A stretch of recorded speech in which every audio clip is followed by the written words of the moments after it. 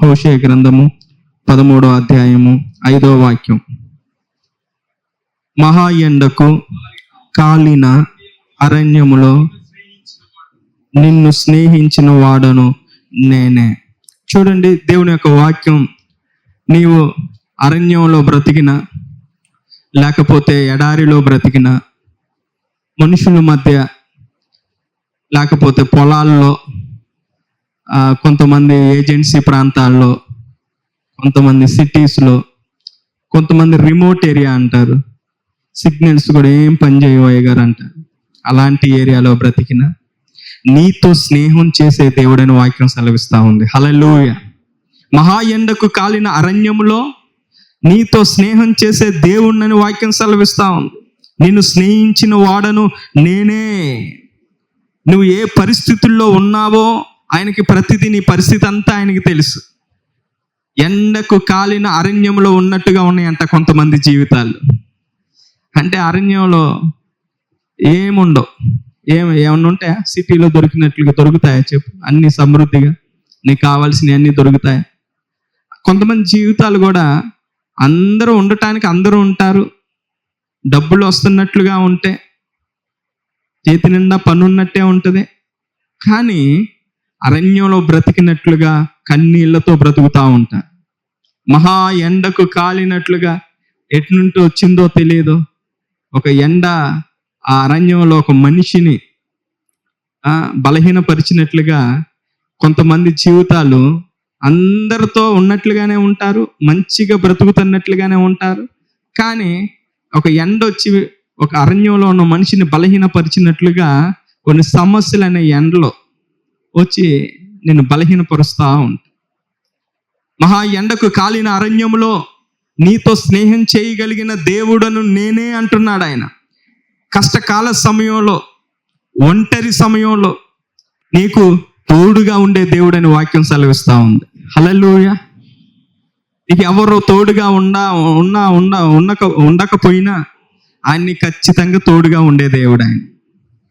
ప్రతి పరిస్థితుల్లో మహా ఎండకు కాలిన అరణ్యంలో అంటే దీని అర్థం ఏంటంటే కష్టాలలో నిలబడే దేవుడని అర్థం, ఇబ్బందుల్లో నిలబడే దేవుడని అర్థం.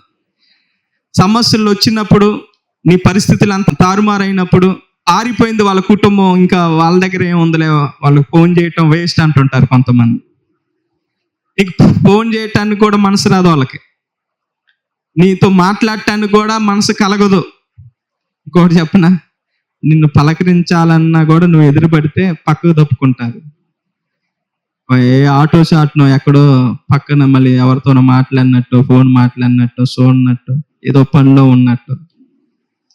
కానీ నేను అక్కడ చూశాను, నువ్వు చూడట్లేదు నా వైపు అంటే నేను ఏదో పనిలో ఉన్నా అనుకుంటా అంటారు. వస్తున్నావని తెలిసే కావాలని అక్కడ ఏదో పని క్రియేట్ చేసుకొని నీతో మాట్లాడటం ఇష్టం లేక కూడా ప్రవర్తించే మనుషులు, అలాంటి సమాజంలో మనం బ్రతుకుతాం. ఆ ఎండకు కాలిన అరణ్యంలో స్నేహం చేయగలిగిన వాడాయన.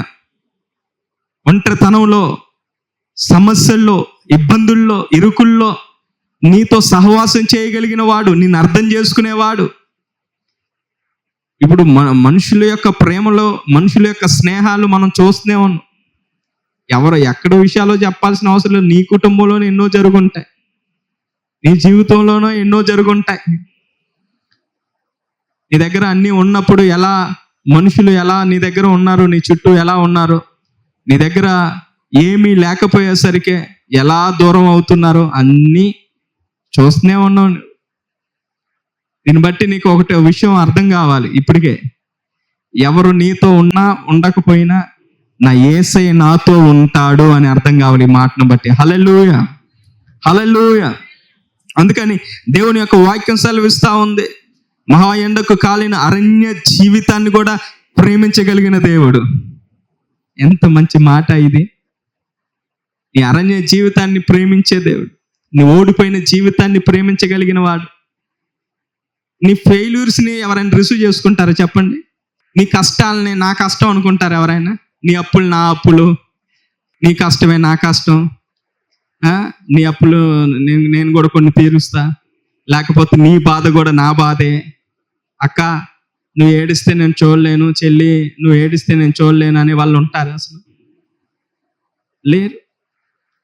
ఎవరైనా ఉన్నారంటే మళ్ళీ వాళ్ళకి కష్టం వచ్చినప్పుడు నువ్వు మళ్ళీ నీకు ఎంత పెట్టారో అంత పెట్టాల్సిందే. నీకు ఫ్రీ సర్వీస్ చేసేది ఎవరైనా ఉన్నారంటే నా యేసయ్య మాత్రం. గట్టి చప్పలు కొట్టి దేవుని నామమున మహింపరదాం. హల్లెలూయా. నీ సంతోషాన్ని కోరుకునే దేవుడే కాదు, నీ ఫెయిల్యూర్స్ను కూడా ఆయన రిసీవ్ చేసుకోగలడు. నీ పోరాటాలను కూడా ఆయన స్వీకరిస్తాడు. నువ్వు నా దగ్గరికి రా, నీ భారం నా మీద వెయ్యి, నీ భారాన్ని అనుదినము నా మీద వెయ్యి. నేను నీ భారాన్ని మోసే దేవుణ్ణి. అనుదినము నీ భారం మోయగలిగిన వాడు. నీ పనుల భారం నా మీద మోపము, నేను నిన్ను ఆదుకుంటాను. ఎన్ని వాగ్దానాలు ఉన్నాయో తెలుసా మన కోసం. మార్కెట్లో ఎంతో మంది దేవుళ్ళు అనబడిన వాళ్ళు, దేవతలు అనబడే వాళ్ళు ఉన్నారు. కానీ ఎవరు కూడా నీ సమస్యలన్నిటిని ఎన్నున్నా నేను తీసుకుంటా బిడ్డ, నువ్వు సంతోషంగా బ్రతుకు, నువ్వు అరణ్య జీవితంలో ఉన్నా, కన్నీటి లోయల్లో నువ్వు ఉన్నా, నేను నీతో స్నేహం చేస్తానని ఏ మత గ్రంథంలో లేదు. కానీ ఈ పరిశుద్ధ గ్రంథంలో నేను ప్రకటిస్తున్న ఈ పరిశుద్ధ గ్రంథంలోనే నువ్వు మహా ఎండకు కాలిన అరణ్యంలో ఉన్న నీతో నేను స్నేహం చేసే దేవుణ్ణి అంటున్నాడు. దేవునికి స్తోత్రం కలుగునుగా. హల్లెలూయా. నీ బాధను తన బాధలాగా తీసుకొని, నీ కష్టాన్ని తన కష్టంలాగా అనుకొని నీతో సహవాసం చేయటానికి ఇష్టపడే దేవుడు. నీ అవమానాన్ని ఆయన తీసుకోగలడు, నీ నిందలను ఆయన తీసుకోగలడు. నీకు ఎన్ని అప్పులు ఉంటే అన్ని అప్పుల్ని ఆయన తీసుకొని హ్యాండిల్ చేయగలడు. ఆయన పెద్ద మ్యాటర్ ఏం కాదు. నువ్వు ఆయనతో సహవాసం చేస్తూ ఉంటే ఒకరోజు మబ్బు విడిపోయినట్లుగా మన అతిక్రమలు విడిపోతాయని వాక్యంలో ఉంటుంది. నీ సమస్యలు కూడా అలాగే మబ్బు విడిపోయినట్లుగా విడిపోతాయి అంట. హల్లెలూయా. మంచు తొలగినట్లుగా తొలగిపోతాయి అంట. యోహాను సువార్త 21వ అధ్యాయం 3వ వచనం చూస్తే అక్కడ ఒక మాట రాయబడి ఉంది.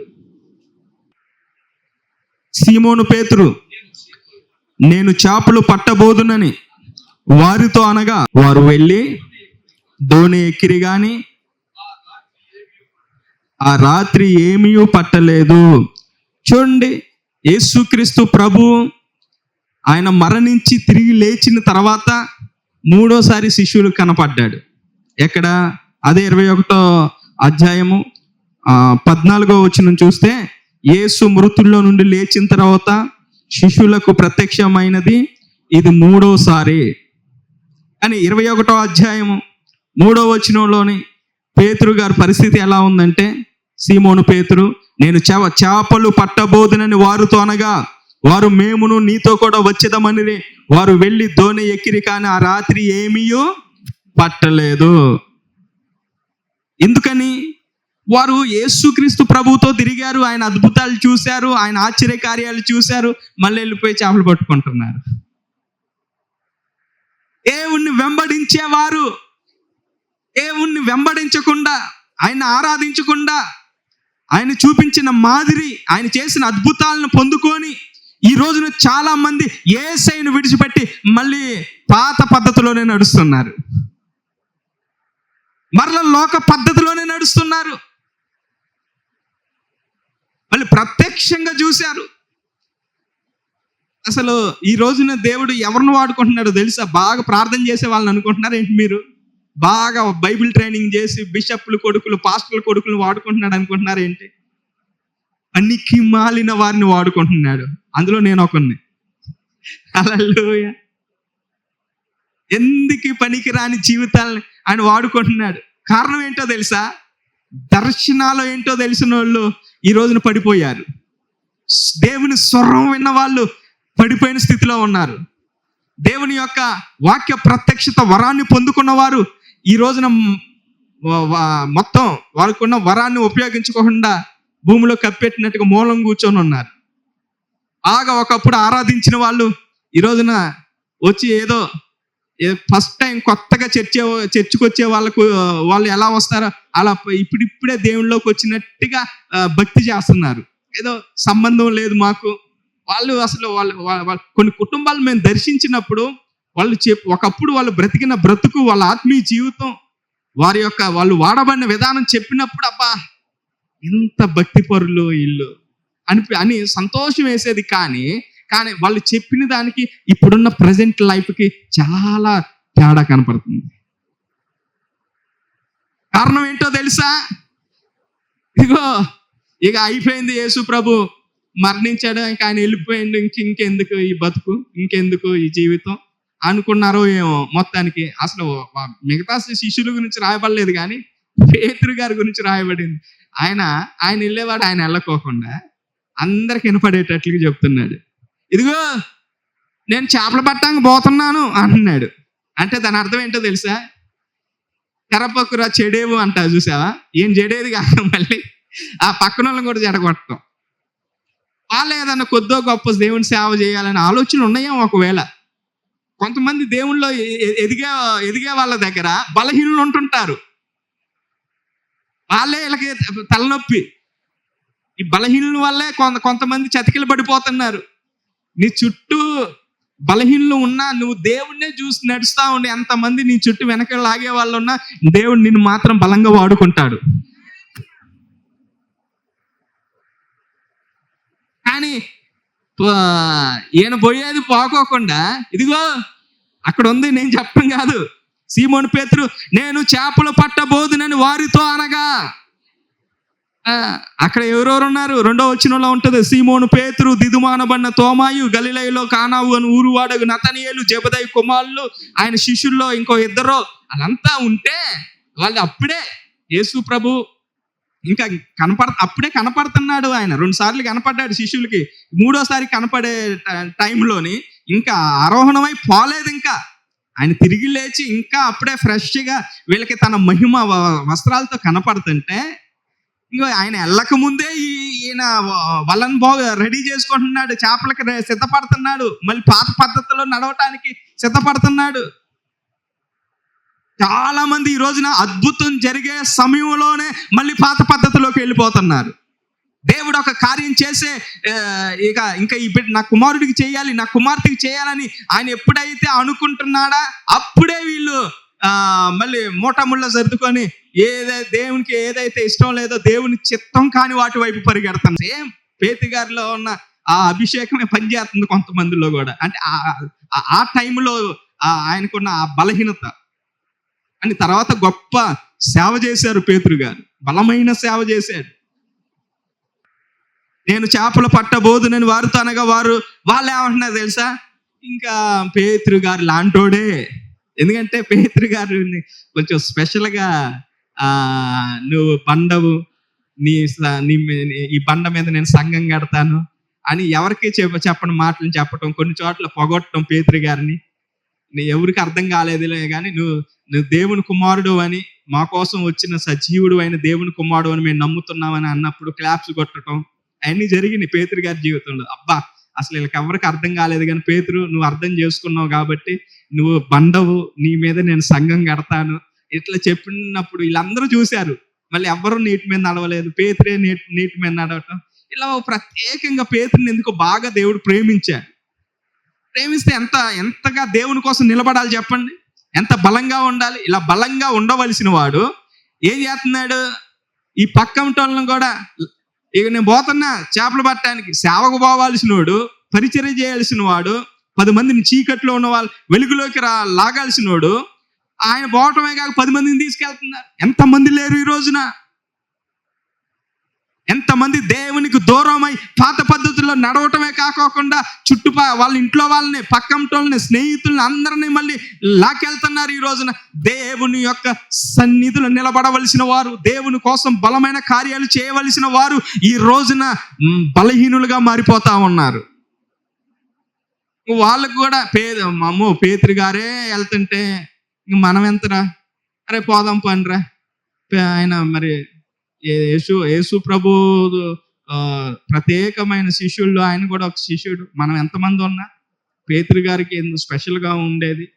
అలాంటిది మరి పేతురు గారిని చేపలు పడతానంటుంటే మనం ఎందుకురా ఇంకా ఈ సేవ ఇవన్నీ తర్వాత చూద్దాంలే, ముందైతే పోదాంపా పెద్దోడు అందరిలో అని ఏదో వాళ్ళు ఏమనుకున్నారు ఆ రోజుల్లో మనకేం తెలుసు.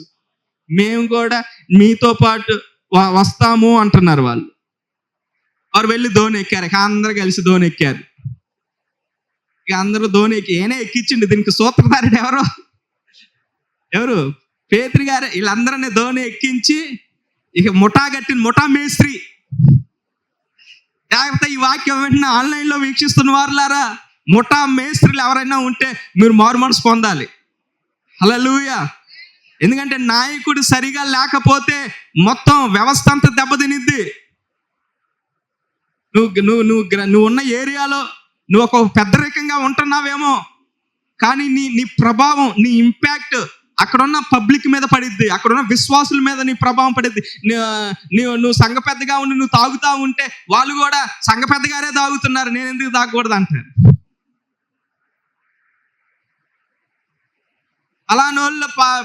పలానోళ్ళ అమ్మాయి ప్రేమించి పెళ్లి చేసుకుంది, మా అమ్మాయి కూడా ప్రేమించి పెళ్లి చేస్తే తప్పే ఉంది. అలానోళ్ళు అంతగా దేవుళ్ళలోని ఎప్పుడు ఫస్ట్ నుంచి ఆ సంఘం కట్టిన కానుంచి వాళ్ళు ఆ చర్చికి వెళ్తా ఉంటారు. అంతటోళ్ళు వాళ్ళ అబ్బాయే ప్రేమించి పెళ్లి చేసుకోండు, మన అబ్బాయి పెళ్లి చేసుకుంటే తప్పే ఉంది. ముఠా మేస్త్రులు జాగ్రత్తగా ఉండాలి. నాయకత్వం వహిస్తున్న వారులారా, ఈ కుటుంబంలో కూడా నువ్వు నాయకుడుగా నువ్వే. కొంతమంది కొన్ని కుటుంబాలు ఒక్కళ్ళే మొత్తం మెయింటైన్ చేస్తూ ఉంటారు. ఇల్లంతా వాళ్ళ అడ్మినిస్ట్రేషన్లోనే ఉంటుంది. వాళ్ళు ఏది చెప్తే అది. నువ్వు సినిమాలు చూడటం అలవాటు చేసావా, నీ పిల్లలు చర్చికి వెళ్ళి వచ్చి సినిమాలే చూస్తారు. నువ్వు ప్రార్థన చేయటం అలవాటు చేసుకో. నీ వ్యవస్థ అంతా, నీ కుటుంబం అంతా దేవుని పాదాలు పట్టుకొని మహా ఎండ కాలిన అరణ్యంలో ఉన్న అనుభవాలు వచ్చినా ఆయన నీతో స్నేహం చేస్తాడు. దేవునికి స్తోత్రం కలుగును గాక. హల్లెలూయా. నిన్ను వదులుకోడు ఆయన. ఎందుకంటే నువ్వు చేస్తున్న భక్తి, నువ్వు చేస్తున్న ప్రార్థన ఆయన అసలు మర్చిపోడు. ముఠాగట్టి దోనెక్కిచ్చి నేను కూడా పోతున్నా అని మళ్ళీ సైగలు చేసి వాళ్ళందరికీ ఇక హింటిచ్చి మొత్తం ఎక్కి చేపలు పట్టేటట్టుగా చేశాడు. కానీ ఒక్క చేప కూడా పట్టలేదంట. ఏమైంది చూడండి. వారు వెళ్ళి దోణి ఎక్కిరి కానీ ఆ రాత్రి ఏమీ పట్టలేదు. దేవుని చిత్తంలో నడవకోకుండా నువ్వు ఎన్ని ఉద్యోగాలు చేసినా, దేవుని చిత్తం లేకోకుండా నువ్వు ఎన్ని పనులు చేసినా, దేవుని చిత్తం లేకోకుండా నువ్వు ఎన్ని బిజినెస్లు వ్యాపారాలు చేసినా నీకు కలిసి రాదు. నీ మీద ఉన్న దేవుని ప్రణాళిక వేరు. ప్రియ సహోదరి సహోదరి, దేవుడు నిన్ను ఏర్పాటు చేసుకున్న విధానం వేరు, నువ్వు వెళ్తున్న దారి వేరు. దేవుడు నిన్ను వాడుకోవాలనుకున్న విధానం వేరు. ఇక ఇది సాలే అన్నట్లుగా కాంప్రమైజ్ అయ్యి నువ్వు వెళ్తున్న విధానం వేరుగా ఉంది. రాత్రి ప్రభువు మాట్లాడుతున్నాడు. నువ్వు మరలా ఆయన యొక్క మనసు ఏంటో తెలుసుకొని నువ్వు ఆయన దగ్గరకు రా. ఆయన్ని వదిలిపెట్టేసాయి, ఈ మార్గాలన్నీ వదిలిపెట్టేసాయి. ఒకప్పుడు రాత్రి అంతా పట్టలేదు ఈయన. ఒకప్పుడు ఈయన ఫ్లాష్ బ్యాక్ ఏంటో తెలుసా? పేతురు గారి ఫ్లాష్ బ్యాక్. రాత్రి అంతా ప్రయాసపడిన ఒక్క చేప పట్టలేదు. యేసు ప్రభు ఆయన అద్భుతాలు చేసే టైంలోని ఒక్క చేప పడలేదు. మళ్ళీ అదే దోణి పట్టుకొని మళ్ళీ ప్రయత్నం చేస్తా ఉన్నాడు. ఆయన పునరుద్ధానమై తిరిగి లేచిన తర్వాత కూడా మళ్ళీ దోణులు పట్టుకు దేవుని కార్యాలు పొందుకొని కూడా చాలా మంది మరలా పాత పద్ధతిలోనే వెళ్తున్నారు. ఎంత బలహీనులు, ఎంత బలహీనత అది. ఈ రోజున దాన్ని నువ్వు సరి చేసుకోవాల్సింది. దేవుని వాక్యం ద్వారా ప్రభువు మాట్లాడుతుంది. నువ్వు చేపలు ఒకవేళ నువ్వు చేస్తున్న పనిలో నీకు 4 రూపాయలు వస్తాయి కానీ అది తృప్తి ఉండదు, తృప్తి లేని జీవితం అయితే. అని దేవుని పద్ధతుల్లో చేయి, కొంచెమైనా నువ్వు ఒక ఆశీర్వాదకరంగా ఉంటావు. హల్లెలూయా, హల్లెలూయా. రాత్రి అంతా ఏమీ పట్టలేదు. ఆల్రెడీ తన జీవితంలో ఒకసారి దేవుని చిత్తం లేకోకుండా ఆయన లోకంలో నడిచినప్పుడు ఆయనకు ఒక్క చేప కూడా దొరకలేదు. రాత్రి అంతా ఆయన వెళ్ళి మళ్ళీ ఇదిగో నా మాట చెప్పిన పేతురు వల వేయి అంటే అప్పుడు వల వేస్తే 2 దోణులు పిగిలిపోయే చేపలను ఇచ్చాడు దేవుడు. హల్లెలూయా. అరే చేపలు ఇచ్చినోడిని నమ్ముకోవాలి కానీ చేపల వృత్తి ఆయన చేపల వృత్తి ఆయనది. చేపల వృత్తిని నమ్ముకుంటున్నా, వృత్తిని నమ్ముకొని బతుకుతున్నావా? నువ్వు ఉద్యోగాన్ని నమ్ముకొని బతుకుతున్నావా? నువ్వు యేసయ్యను నమ్మి నువ్వు బ్రతుకో, నువ్వు అనేకులు బ్రతికిస్తావు. ఒక రోజున నీ వృత్తిని విడిచిపెట్టి వెళ్ళిపోవచ్చు, నీ డబ్బు విడిచిపెట్టి వెళ్ళిపోవచ్చు, నువ్వు నమ్మిన మనుషులు విడిచిపెట్టి వెళ్ళిపోవచ్చు. నా యేసయ్యను గట్టిగా పట్టుకుంటే మాత్రం మహా ఎండకు కాలిన అరణ్యములో కూడా నీతో స్నేహం చేస్తాడు. హల్లెలూయా. అందుకే పేతురు గారితో యేసు ప్రభు అంటాడు 21వ అధ్యాయం 15వ వచనంలోని, తర్వాత ఆయన మళ్ళీ మూడోసారి ప్రత్యక్షం అయ్యి చనిపోయి సిలువలోంచి తిరిగి మరణించి సమాధిలోంచి తిరిగి లేచిన తర్వాత మూడోసారి కనపడి వాళ్ళతో భోజనం చేసిన తర్వాత అప్పుడు మళ్ళీ మాట్లాడుతున్నాడు పేతురుతో. నాకు తెలిసి ఈ దెబ్బతోనే పేతురు గారు సెట్ అయినట్టున్నారు. కొంతమందికి ఎన్నిసార్లు చెప్పినా వాళ్ళకి అర్థం కాదు, కానీ ఏదో ఒక రోజు అర్థమైంది, దారిలోకి వస్తారు. కానీ ఈ లోపు చాలా పుణ్యకాలం కాస్త పూర్తయిపోయింది కదా. నీకున్న సమయం, నీకున్న శక్తి, నీకున్న బలం అంతా పోయాక ఏం సుఖం నువ్వు తెలియదు. అప్పుడు తెలివి వస్తే ఏముంటుంది? దినములు రాకముందే, సర్వం కోల్పోకముందే, అంధత్వం క్రమ్మకముందే నువ్వు తెలుసుకోవాలి. అప్పుడు కొన్ని రోజులైనా కొంచెం సంతోషంగా బ్రతుకుతూ ఈ భూమి మీద. హల్లెలూయా. ఇక చివరిగా లాస్ట్ డోస్ అనుకుంటున్నాను నేను. వారు భోజనం చేసిన 15వ వచనం, వారు భోజనం చేసిన తర్వాత యేసు సీమోను పేతురుని చూచి, యోహాను కుమారుడు అయిన సీమోను, వీరికంటే నీవు నన్ను ఎక్కువగా ప్రేమించుచున్నావా అని అడుగ్గా, అతడు, అవును ప్రభువా, నేను నిన్ను ప్రేమించుచున్నానని నీవే ఎరుగుదువని ఆయనతో చెప్పెను. యేసు, నా గొర్రె పిల్లలను మేపుమని అతనితో చెప్పాను. చూడండి, దేవుని ప్రణాళిక ఏంటో చెప్తున్నాడు. ఆయన గొర్రెల పిల్లలను మేపాలి, ఆయన బిడ్డలను ఏం చేయాలి? వాక్యం చేత వారిని మేపాలి, తృప్తిపరచాలి. దాహంతో ఉన్న వాళ్ళ దాహాన్ని తీర్చాలి, ఆకలితో ఉన్న వాళ్ళ ఆకలిని తీర్చాలి. ఏ ఆకలి? ఏదో బిర్యానీ పెట్టించే శరీర సంబంధమైన ఆకలి కాదు. ఆత్మ సంబంధంగా చాలా మందికి డబ్బు ఉంది కానీ, బంగ్లాలు ఉన్నాయి కానీ, పేరు ప్రఖ్యాతులు ఉన్నాయి కానీ, గుండెల్లో సమాధానం లేని ఆకలితో ఉన్నారు చాలా మంది కుటుంబాలు. వెలుగు లేని దాహంతో ఉన్నారు. ఎన్నో కుటుంబాలు ఉన్నాయి దాహంతో, ఆత్మలో దాహం. ఇది నీవు అనేక మంది దాహం తీర్చే బిడ్డగా దేవుడు నిన్ను చేయాలనుకుంటున్నాడు. దేవునికి స్తోత్రం కలుగును గాక. ఆయన గొర్రె పిల్లలను మేపాల్సిన వాడు, ఇదిగో నేను చేపలు పట్టడానికి పోతున్నా, మీరు కూడా రండి రాబాయ్, మనందరం కలిసి మంచిగా బిజినెస్ చేద్దాం. ఏం పనులు? ఆయన ఎవరు అనుకుంటారు? ఇలాంటి వ్యక్తితో తిరిగాడు, అసమానుడైన వాడు ఆయన. హల్లెలూయా. భూమిని తలక్రిందులు చేయగలిగిన దేవుడు ఆయన. నీటి మీద నడిచినోడు, కుష్ఠరోగిని బాగు చేసినోడు, పక్షివాయుగాలం బాగు చేసినోడు, కుంటోళ్ళని, గుడ్డోళ్ళని, నత్తోళ్ళని అందరిని బాగు చేసినోడు. ఇలాంటి అభిషక్తుడు, సర్వశక్తిమంతుడితో తిరిగి మళ్ళీ పాత పద్ధతిలో నడుస్తున్నారు. దేవుని సన్నిధిలో బలంగా నిలబడవలసిన వాళ్ళు ఈ రోజున వాడబడవలసిన వారు మూలను కూర్చుంటున్నారు. తెలుసా? ఈ మీద ఉన్న దేవుని ప్రణాళిక వేరు, నువ్వు చేసేది వేరు. దేవుడు ఒకటి చేయమంటే ఇంకోటి చేస్తారు కొంతమంది. నేనేం చేయమన్నా నువ్వేం చేస్తున్నావు అసలు? అందుకే దేవుడు, నువ్వు వీరికంటే నువ్వు నన్ను ఎక్కువగా ప్రేమిస్తున్నావా అంటుంది. హల్లెలూయా. చూడండి, అక్కడ మరి అక్కడ మిగతా శిష్యులు ఉన్నారు, వాళ్ళని అనట్లేదు. ఎందుకు అనలేదు చెప్పనా? నేను ఇందాలో మాట అన్నాను, వాళ్ళని ఎవరిని అడగకోకుండా పేతురుని ఎందుకు అడిగాడో తెలుసా? ముఠా మేస్త్రి కాబట్టి. వీళ్ళందరినీ దోణి ఎక్కించి చేపలు పట్టడానికి మొత్తం సెట్ చేసింది ఎవరు? పేతురు గారు కాబట్టి. ఇప్పుడు ఈ ముఠా నాయకుడు మారితే ముఠా అంతా మారిద్ది. దేవుని స్తోత్రం కలిగిన గాక. నువ్వు మారితే నీ ద్వారా చాలా మంది మారుతారు. ముందు అసలు దేవుడు నీ మీదే గురి పెట్టాడు. మీ ఇంట్లో ఎంతమంది ఉన్నా నిన్నే దేవుడు టార్గెట్ చేశాడు. ఎందుకంటే నువ్వు మెయిన్ వ్యక్తి. నువ్వు అన్ని బాగా లోకంలో అన్ని చూస్తున్నావు, బాగానే ఉంది, కానీ నువ్వే కావాలి దేవునికి. కక్క ముక్క తిన్నో, మనిషిని చూసి, మొహం చూసి, మాటను చూసి, కళ్ళుని చూసి, చెవులను చూసి నువ్వు మొత్తం చెప్పగలవు వాళ్ళ చరిత్ర అంతా. అందుకే నువ్వే కావాలి దేవునికి. హల్లెలూయా. ఎందుకయ్యా నేనే ఎందుకు కావాలి అంటే, నువ్వు సాతాను చరిత్ర అంతా చెప్పగలవు కాబట్టి. హల్లెలూయా. వాడు ఎట్లా పడేస్తాడు, వాడు ఎలా నాశనం చేస్తాడు అన్ని నువ్వు మనుషులను బాగా చదువుతావు కాబట్టి, పాపాన్ని అంతా చదివావు కాబట్టి సాతాన్ని ఈజీగా నువ్వు ఓడించగలవు. అందుకే నువ్వే కావాలి దేవునికి. బాగా బైబిల్ చదివే వాళ్ళకంటే, ప్రార్థన చేసే వాళ్ళకంటే దేవుడు పనికి మాలిన వాళ్ళని, విద్య లేని పామరుల్ని ఎందుకు వాడుకున్నారంటే, ఇలా వీళ్ళు బాగా లోకంలో బతుకున్నారు కాబట్టి ఇక వీళ్ళు ఒక్కసారి నిలబడ్డారంటే మళ్ళీ పడిపోరు. హల్లెలూయా. ఆత్మీయంగా ఎదిగే వాళ్ళు పడిపోతే ఇంకా మళ్ళీ లేవట్లేదు ఈ రోజున. కానీ లోకంలో పడి చెడి తిరుగును నిలబడ్డారా ఒక్కసారి, మళ్ళీ వాడిని ఎవరో పడేయలేరు. దేవునికి స్తోత్రం కలుగును గాక. ఒక్కసారి పట్టుకున్నారంటే మళ్ళీ వెనక్కి తిరగరు. అందుకే నువ్వు కావాలి దేవునికి.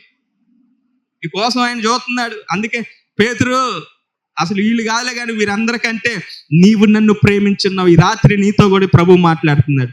నేను మహా ఎండ కాలిన అరణ్యంలో నీతో స్నేహం చేసే దేవుడిని నేను అడుగుతున్నాను, నువ్వు నన్ను ప్రేమిస్తున్నావా బిడ్డ అంటాడు. నువ్వు నిజంగా నన్ను ప్రేమిస్తే ఇదిగో నీ మీద నాకు ఒక ఉద్దేశం ఉంది, నువ్వు దాని గురించి ఆలోచన చేయి. మరలా రెండోసారి అడిగాడు, నువ్వు ప్రేమిస్తున్నావా అంటే, అప్పుడు అయ్యా నేను నిన్ను ప్రేమిస్తాను, నీకు తెలుసుగా అయ్యా అంటే, నువ్వు నా గొర్రెలను కాయి అంటాడు. 16వ వచనంలో, యోహాను సువార్త 21:16. 17వ వచనంలో కూడా మూడోసారి ముచ్చటంగా 3 సార్లు అనుకుంటాంగా పిల్లలు ఆడుకునేటప్పుడు, తూచ్ ఇది ఒక్కసారి అంటారు, తర్వాత 2 సార్లు అంటే 2 సార్లు ఓడిపోయాక మళ్ళీ ఇది రియల్స్ కాదు, ముచ్చటంగా 3వ సారి అని అప్పుడు రియల్స్ అంటారు. దేవుడు పేతురుని బాగా ప్రేమించాడు యేసయ్య. అందుకే ముచ్చటంగా 3వ సారి కూడా చెప్తున్నాడు. హల్లెలూయా. 3వ సారి 17వ వచనంలో, యోహాను కుమారుడు అయిన సీమోను నన్ను ప్రేమించున్నావని అతన్ని అడిగాను. నన్ను ప్రేమించున్నావని 3వ సారి తను అడిగినందుకు పేతురు వ్యసనపడి, నువ్వు ఎరిగి అంతా తెలుసుగా నీకు, నిన్ను ప్రేమించున్నానని నీవే ఎరుగుదు అని ఆయనతో చెప్పిన. అప్పుడు యేసు చెప్తున్నాడు, నా గొర్రెలను మేపుము. నువ్వు యవ్వనుడు ఇండునప్పుడు నీ అంతా నీవే నడుము కట్టుకొని నీకు ఇష్టమైన చోటుకి వెళ్ళుచుంటివి. నీవు ముసలివాడు అయినప్పుడు నీ చేతులు నీవు చాచుదువు. వేరొకరు నీ నడుము కట్టి నీకు ఇష్టం కాని చోటికి నిన్ను మోసుకొని పోనని నీతో నిశ్చయంగా చెప్పుచున్నానని అతనితో చెప్పిన. ఈ దెబ్బతో మారిపోయాడు పేతురు గారు. హల్లెలూయా. ఒకటే ఒక డిస్కషన్ 3 సార్లు అడిగాను, నువ్వు నన్ను ప్రేమిస్తున్నా, నా గొర్రెలను కాయి, నా గొర్రె పిల్లలను కాయి, వాటిని మేపు అని చెప్తున్నాడు.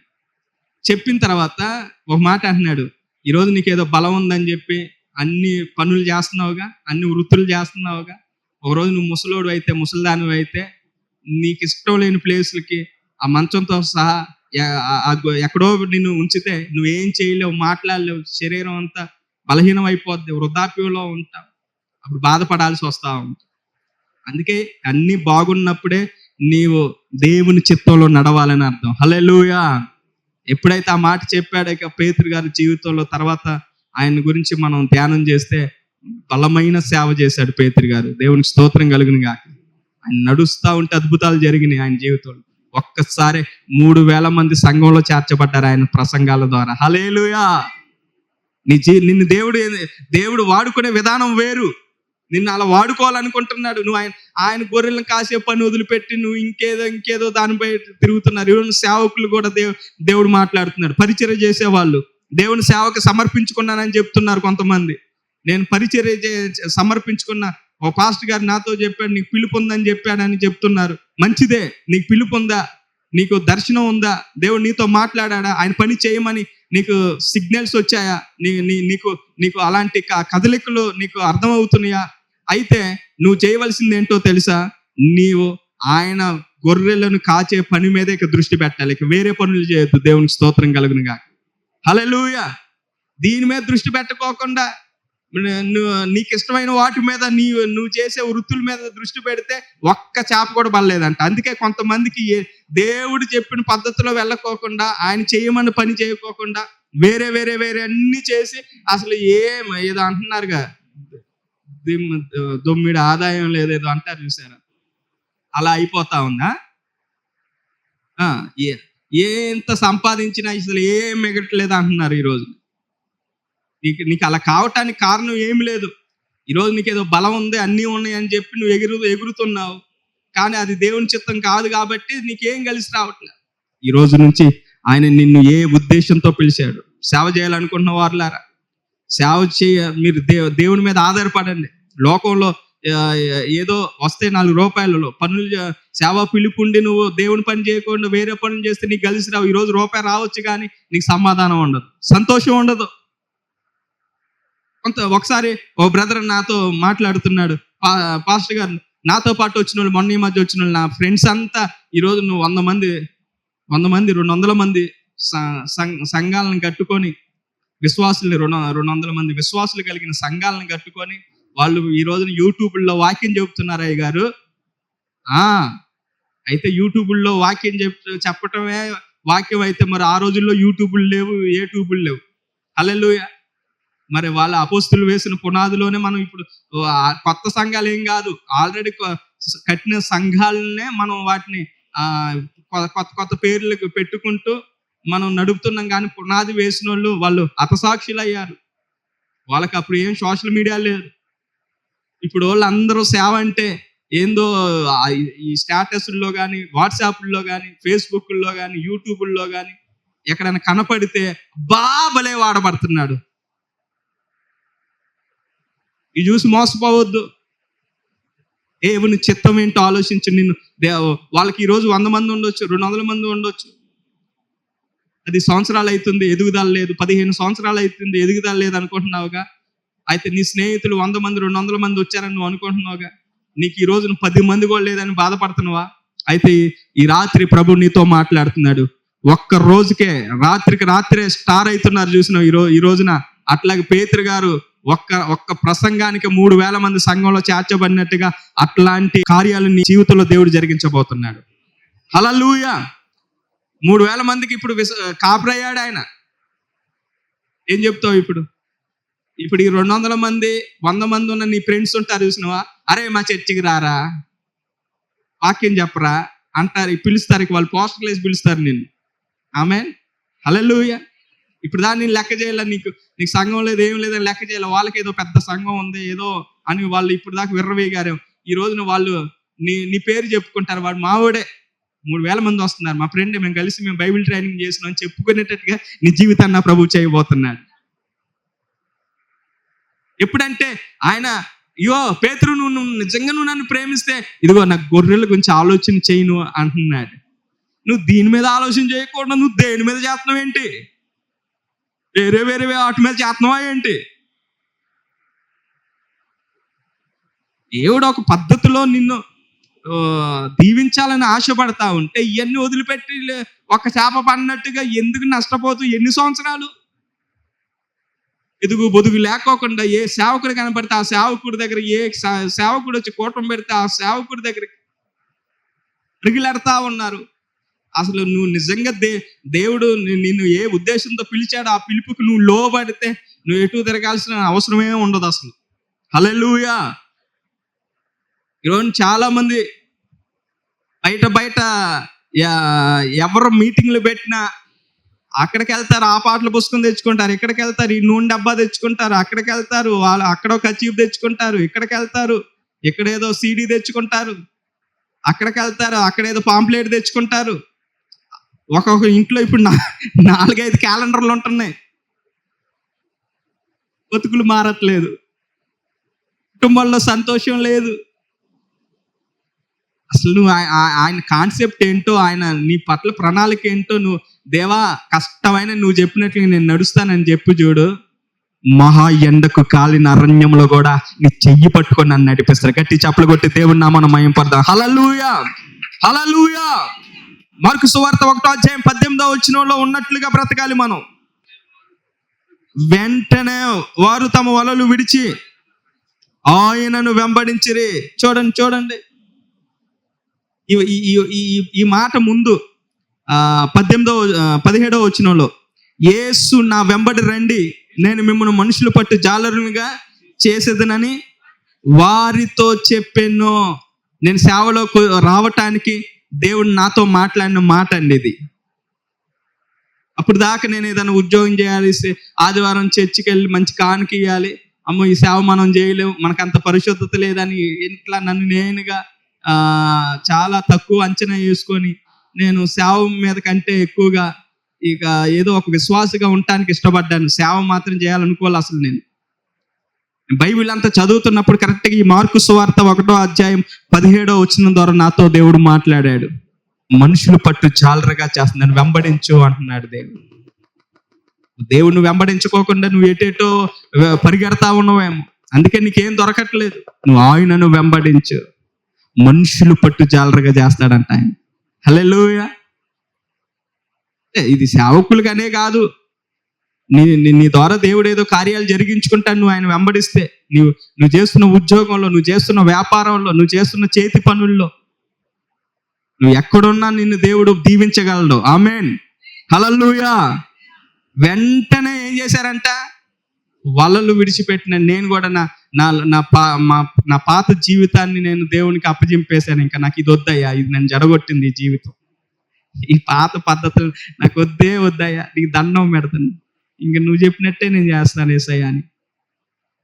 కొన్ని రోజులు ఉపవాస ప్రార్థనలోని 2011 సంవత్సరంలోని నేను బీటెక్ ఫైనల్ ఇయర్ చేస్తున్నప్పుడు, ఇంకా 6 monthsలో నా బీటెక్ కంప్లీట్ అవుతుంది అనగా దేవుడి వాక్యం ద్వారా నాతో మాట్లాడితే ఆ రోజు నేను యేసయ్య సేవకు సమర్పించుకున్నానండి. ఇంకా అన్నీ వదిలిపెట్టేశాను. అన్నీ వదిలిపెట్టి ఇంకా దేవుని కోసం ఇక ఆలోచన చేస్తూ ఉంటే అప్పుడు దేవుడు ఒక దైవజనుల దగ్గరికి తీసుకెళ్ళి అక్కడ కొన్ని సంవత్సరాలు నలగొట్టి అలా 10 సంవత్సరాలు పరిచర్యలో నలగొట్టిన తర్వాత అప్పుడు సంపూర్ణ సేవకుడిగా దేవుడు నన్ను మార్చుకున్నాడు. దేవునికి స్తోత్రం కలుగును గాక. మరి నీ సంగతి ఏంటో నాకు అర్థం కావట్లేదు. ఇప్పుడు మీ గురించే ఆయన బాధ అంతా. ఏదో రకంగా లోకంలో కొట్టుకుపోకుండా మమ్మల్ని నిలవబెట్టి ఈరోజు వాడుకుంటున్నాడు. మరి నీ పరిస్థితి గురించే ఇప్పుడు ఆయన వేదన అంతా. వెంటనే వాళ్ళందరూ విడిచిపెట్టారు, మరి నువ్వెప్పుడు విడిచిపెడతావో? ఓయ్ విన్నారా, నువ్వు ఎప్పుడు విడిచిపెడతావో? దేవుడు నువ్వు అది విడిచిపెడితే నేను వాడుకుంటా అన్నాడు. నాకు అవ్వగావులు పోవగాలంటున్నావా నువ్వు? అర్థమవుతుందా? నాకు అన్నీ కావాలంటున్నావు, మళ్ళీ దేవుడు కావాలంటున్నావు. అందుకే దేవుడు నీకు ఏం చేయలేకపోతున్నాడు. నువ్వు విడిచిపెట్టి చూడు. ఆమేన్. నిన్ను దేవుడు ఎలా వాడుకోవాలో అలా వాడుకుంటాడు. దేవునికి స్తోత్రం కలుగును గాక. నీలో కొన్ని ఆయనకి నచ్చినవి ఉన్నాయి, అవి విడిచిపెట్టట్లేదంట కొంతమంది. ఏముందో మరి నీకే తెలియాలి, నువ్వు అడుగు. కొంతమంది వాళ్ళే నీతిమంతులు అనుకుంటాను. నేను బాగానే ఉంటాను అయ్య గారు, నాకు ఎందుకు ఈ సమస్యలు వస్తుంది నాకు అర్థం కావట్లేదు అంటే, నువ్వు బాగుంటున్నావు. ఒక రోజు నువ్వు వెళ్ళి, అయ్యా నేను బాగుంటున్నాను అయ్యా, నాకెందుకు ఈ సమస్య వచ్చిందని మరి నీవే దేవుణ్ణి అడుగు డైరెక్ట్గా. మరి ఆయనకి ఇప్పుడు మధ్యవర్తులు ఎవరు లేరు, బాడీ గార్డ్స్ లేరు, మధ్యలో మళ్ళీ మీడియాటర్లు ఎవరు లేరు. ఆయనకి నువ్వు డైరెక్ట్గా మాట్లాడే ఫెసిలిటీ ఇచ్చాడు ఈ కొత్త నిబంధన కాలంలో, ఈ కృపా కాలంలో. హల్లెలూయా. ఇక దీనికి బిషప్లే ప్రార్థన చేసి చెప్పాలి, అపోస్తులే ప్రార్థన చేసి చెప్పాలి, పాస్టర్లే చెప్పాలి అని ఏం లేదు. అది కాని ఉంటే మిమ్మల్ని ఒక ఆట ఆడుకునే వాళ్ళేమో. ఇంకా పాస్టర్లు ఎవడు మిమ్మల్ని మళ్ళీ బబులోని చెరలోకి వెళ్ళినట్టుగా, ఐగుప్తు చెరలోకి వెళ్ళినట్టుగా అవ్వకూడదు మీ జీవితాలని డైరెక్ట్ ఆయన నంబరే మీకు ఇచ్చాడు. దేవునికి స్తోత్రం కలుగును గాక. కొంతమంది పెద్దోళ్ళతో తిరుగుతూ ఉంటే వాళ్ళ నంబర్లు ఇయ్యరు కింద వాళ్ళకి. నేను చెప్తాలే నువ్వు, నేను చూసుకుంటాలే నువ్వు అంటుంటారు. ఈ గోలంతా ఎందుకు అనుకోని ఆయన, ఏ బిడ్డా నువ్వు నాకు మొర్ర పెట్టు, నేను నీకు ఉత్తరం ఇస్తాను. గట్టిగా చప్పలు కొట్టి దేవుడి నామాన్ని మహింపరు. హల్లెలూయా. నువ్వు మొర్ర పెట్టు, నీకు ఉత్తరం ఇస్తా నేను. నీకు మీడియాటర్ లేరు, నువ్వు చెవులో పోయి చెప్పాల్సిన అవసరం లేదు. ఈ పాపాల చిట్టా అంతా రాసి అప్పచెప్పి మళ్ళీ ఆయన కనికరించిండో లేదో మళ్ళీ నువ్వు ఎంక్వైరీ చేయాల్సిన అవసరం లేదు. మత్తయి సువార్త 6వ అధ్యాయము 6వ వచనం 6:6. నువ్వు ప్రార్థన చేయనప్పుడు నీ గదిలోనికి వెళ్ళి నీ తలుపు వేసుకొని రహస్యమందున్న నీ తండ్రికి ప్రార్థన చేయము, అప్పుడు రహస్యమందు చూచు నీ తండ్రి నీకు ప్రతిఫలం ఇస్తాడు. దేవునికి స్తోత్రం కలుగును గాక. నీ తండ్రి అని ఆయన చెప్పుకోవటానికి ఇష్టపడుతున్నాడు. నువ్వు నా తండ్రి అయ్యా అని నువ్వు ఎప్పుడు అంటావు? నువ్వు ఇంకా ఇడిచిపెట్టట్లేదా? కొన్ని ఇంకా అన్నీ పట్టేసుకొని ఉన్నావు గమ్ములాగా, ఫెవికిక్ లాగా వదిలిపెట్టకుండా. నువ్వు గదిలోకి వెళ్ళి నువ్వు ప్రార్థన చేస్తే రహస్యమందున్న నీ తండ్రి నీ ప్రార్థన వినాలని ఆశపడుతున్నాడు. హల్లెలూయా. నీకు నువ్వుగా నీతిమంతుడు అనుకోవటం కాదు. నువ్వు వెళ్ళి అసలు ఏంది, ఎందుకు జరుగుతుంది ప్రభు అని అడుగు. నీకు మొత్తం దేవుడు నీకు రివీల్ చేస్తాడు, అన్నీ చెప్తాడు నీకు. ఎప్పుడన్నా నాకేం అర్థం కానప్పుడు దేవుని చిత్తం నేను వెళ్ళి ప్రార్థన చేస్తే మళ్ళీ నా కథ అంతా దేవుడు చూపిస్తాడు. అమ్మ ఇంత ఇంత దౌర్భాగ్యున్నా, ఇంత బలహీనున్నా నేను అనిపించింది దేవుడు మాట్లాడినప్పుడు. హల్లెలూయా. ఏదో పెద్ద చూడటానికి పెద్ద భక్తి చేసినట్టు కనపడతాం, కానీ మనం ఎంత కళాకారులు ఆయన పాదాల దగ్గరికి వెళ్తే అర్థమైంది. ఆయనతో గడిపినప్పుడు మొత్తం నీ అన్ని బయటపడతాయి. నువ్వెంత వాక్యం చెప్పేవాడు అయినా, ఎంత పాటలు పాడేవాడు అయినా, ఎంత పరిచర్య చేసేవాడు అయినా, నీ లొసుగులన్నీ తెలియాలని నువ్వు ఆయనతో నువ్వు గడపవా. నువ్వే కొన్ని ఉన్నాయి, అవన్నీ ఇడిచిపెట్టకుండా ఉంటే నీకేం అర్థమైంది. మళ్ళీ వచ్చి పాస్టర్ గారు నాకు కలిసి అట్లా ప్రార్థన చేయండి అంటారు. ఆయన ఏదో చేస్తాడు నీ ఆనందం కోసం, నీ తృప్తి కోసం. అయ్యా ఈ సంవత్సరం కలిసి రావాలి నాయనా అంటాడు. అయిపోద్ది. అబ్బా దేవుడు బలంగా పాస్టర్ గారు బలంగా గట్టి చేసిందని చెప్పి గట్టి కానుకిచ్చి పంపిస్తావు. అయిపోయా. తెల్లారి నుంచి మళ్ళీ మావులే. ఇప్పుడు పాస్టర్ ప్రాబ్లం అంటావా, యేసయ్య ప్రాబ్లం అంటావా? ఆయన సేవకుడు ప్రార్థన చేయటం ఆయన డ్యూటీ చేస్తాడు. ఆయన మంచోడు కాబట్టి ప్రార్థన వింటాడు. ఇప్పుడు మొత్తం లొసుగంతా ఎక్కడుందంటే నువ్వే కొన్ని పట్టుకొని ఉన్నావు. వెంటనే విడిచిపెట్టి అని ఉంది వాక్యం. ఇమీడియట్గా నువ్వు నిర్ణయం తీసుకో. దేవుడు ఏదైతే నీకు ఇప్పుడు వాక్యం చెప్తున్నప్పుడే కొన్ని విషయాలు నీతో ఏదైతే మాట్లాడినా అన్ని ఇడిచిపెట్టేసే నువ్వు ఆయన వెంబడించు. దేవుడు నిన్ను వాడుకోబోతున్నాడు. దేవునికి స్తోత్రం కలుగును గాక. వెంటనే వారు తమ వలలను విడిచిపెట్టి ఆయన వెంబడించిరి. యాకోబును అతని సహోదరుడు యోహాను చూచెను. వారు దోణుల్లో ఉండి తమ వలలు బాగు చేసుకొని చూడండి. ఇప్పుడు నువ్వు జీవితాన్ని బాగు చేసుకోవాలి, నీ వలలను కాదు. ఇక ఈ జాబ్ కాకపోతే ఇంకో జాబ్ ఇవ్వగలదు. జీవితం పోతే ఏముంది ఇంకా? అమ్మా అర్థమవుతుందా వాక్యం? బోరు కొడుతుందా? ఇప్పుడు అమ్మా ఇక్కడ కాల్పులు జరుగుతున్నాయి అని ఇజ్రాయెల్ ఎవరన్నా ఫోన్ చేశారు అనుకో, అమ్మా మరి ఈడేమో 2 లక్షల జాబ్ అమ్మా. 2 లక్షలు కాదమ్మా, బతుకుంటే బలిసాకైనా తిని బతకొచ్చు. ముందు ఆ నుంచి రావే బిడ్డ, ఆడుండి వచ్చే కంటే ఏడుండి ఏదో ఒకటి చేసుకోవచ్చు ఏదో కంపెనీలో. నువ్వు రా ముందు ఫ్లైట్ ఎక్క అంటారు. అవునా? నువ్వు నీ జీవితాన్ని బాగు చేసుకోవాలి, కానీ ధోనిని బాగు చేసుకోవటం ఏంది కథ? ఎక్కడ వచ్చింది ఈ దరిద్రం నీ జీవితంలో? జీవితాన్ని బాగు చేసుకోకుండా ఇంకా బెటర్మెంట్కి ట్రై చేస్తున్నాను, శాలరీ పెంచడానికి ప్రయత్నాలు చేస్తున్నాను, బిజినెస్ని ఎక్స్టెండ్ చేసుకోవటానికి అసలు నీకు అదే నువ్వు వెళ్తున్న కొన్ని మార్గాలే దేవుడు నీకు అసలు పూర్తిగా ఫుల్ స్టాప్ పెట్టమంటే మళ్ళీ ఆటల్లోనే మళ్ళీ ఇంకొద్దిగా దాన్ని ఇంకో లేనిపోయిన దరిద్రం అంతా తెచ్చుకుంటున్నారు కొంతమంది. దేవుడు ఏది చేయమంటే అది చేయను. దేవుడు అప్పుడు అరణ్యమైన నీతో స్నేహం చేస్తాడు. దేవునికి స్తోత్రం కలుగును గాక. హల్లెలూయా. హెబ్రీయులకు రాసిన పత్రిక 2:14 ఒక మాట ఉంటుంది చూడండి. కాబట్టి ఆ పిల్లలు రక్త మాంసములు గలవారైనందున ఆ ప్రకారమే మరణం యొక్క బలము గలవాణ్ణి అనగా అపవాదిని మరణము ద్వారా నశింపజేయుటకును జీవిత కాలమంతయు మరణ భయము చేత దాస్యమునకు లోబడిన వారిని విడిపించుటకును ఆయన కూడా రక్త మాంసములలో పాలువాడాయను. నీ కుటుంబంలో ఉన్న అపవాదిని మరణం యొక్క బలము గలవాన్ని నా ప్రభు నశింపజేయబోతున్నాడు. ఈ వాక్యాన్ని బట్టి దేవునికి స్తోత్రం కలుగును గాక. హల్లెలూయా.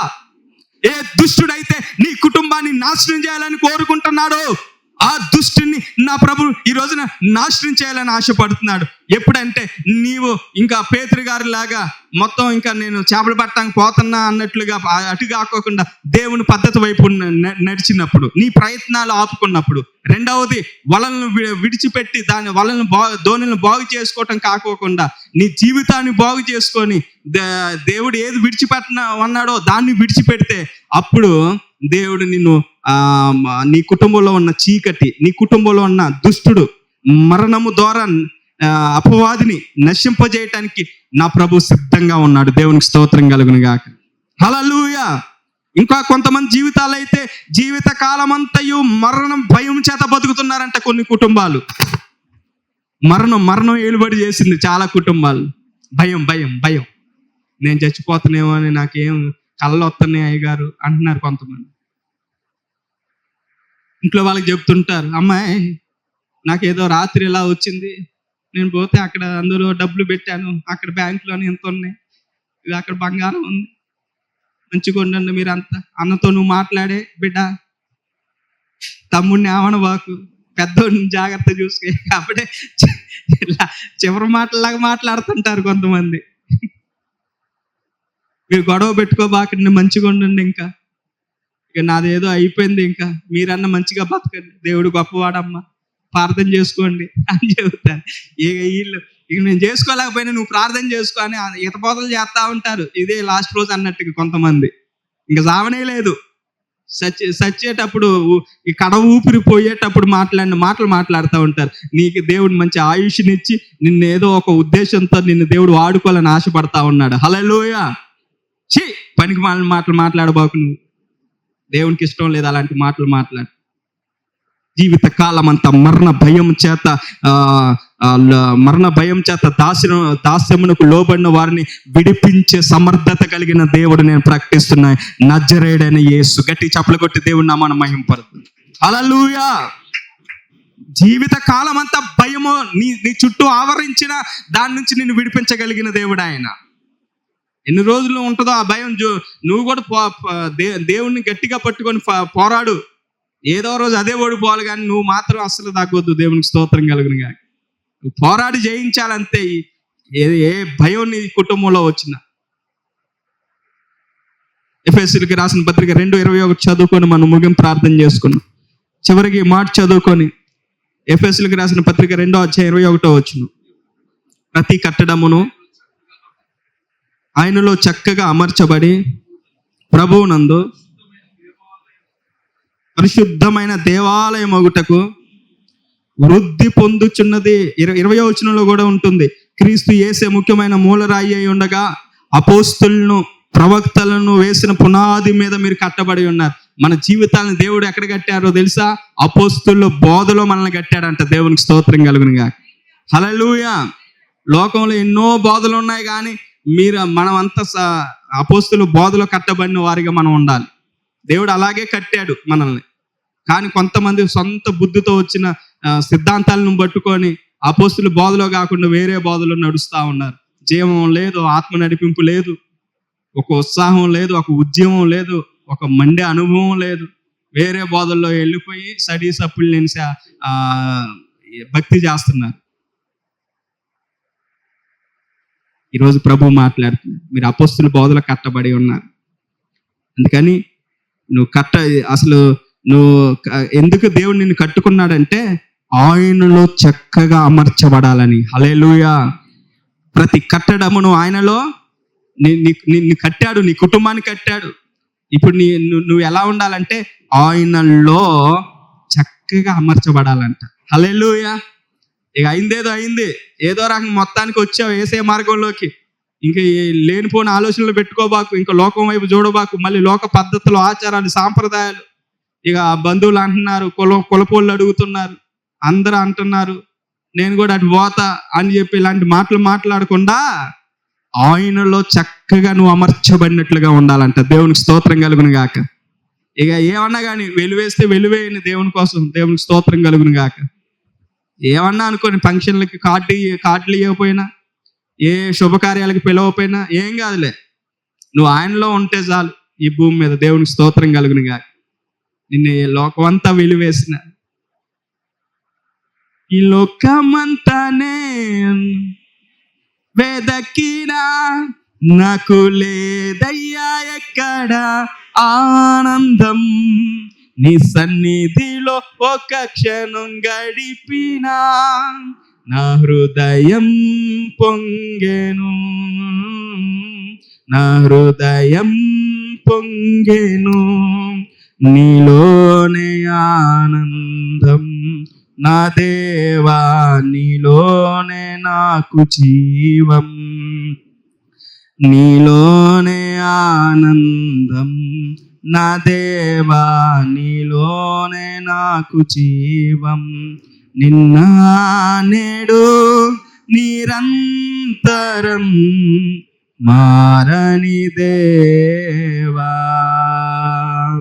నిన్న నేడు నిరంతరం మారని దేవా, ఈ లోకమంతా నేను వెదకినా నాకు లేదయ్యా అక్కడ ఆనందం.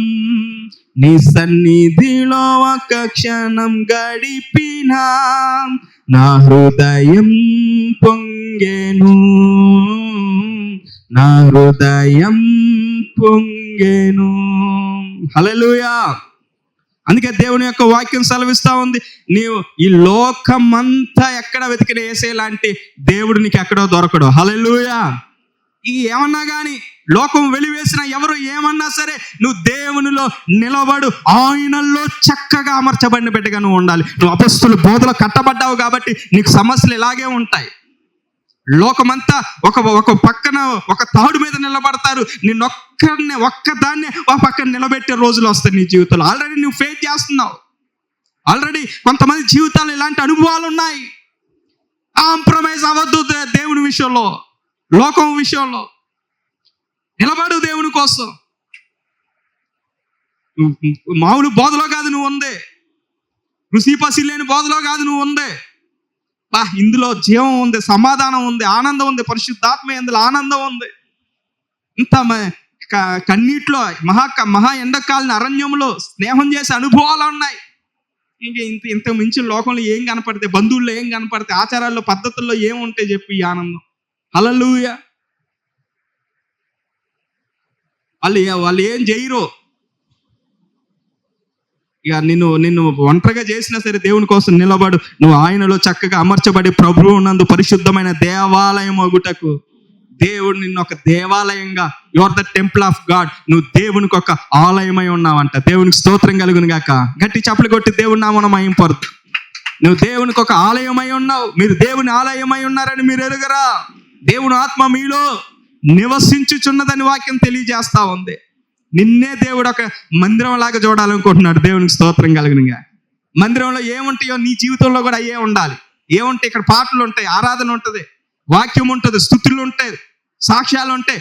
నీ జీవితంలో నువ్వు ఎక్కడికి వెళ్ళినా నువ్వు ఆరాధించే బిడ్డగా, స్తుతించే బిడ్డగా, సాక్ష్యం చెప్పే బిడ్డగా, 10 మందికి దేవుని కోసం నువ్వు వాడబడే బిడ్డగా నువ్వు ఉంటా ఉంటే నిన్ను చూసి ఆహా, ఎలాంటి అరణ్యాన్నైనా నా ప్రభు నీటి మడుగులుగా చేయగలడు. దేవునికి స్తోత్రం కలుగునుగా. హల్లెలూయా. ఎండిన ఎడారిని నీటి మడుగులుగా చేయగలిగిన దేవుడు ఆయన. అందుకే దేవుని వాక్యం సెలవిస్తా ఉంది, మీరు ప్రభువునందు పరిశుద్ధమైన దేవాలయం అవ్వాలి.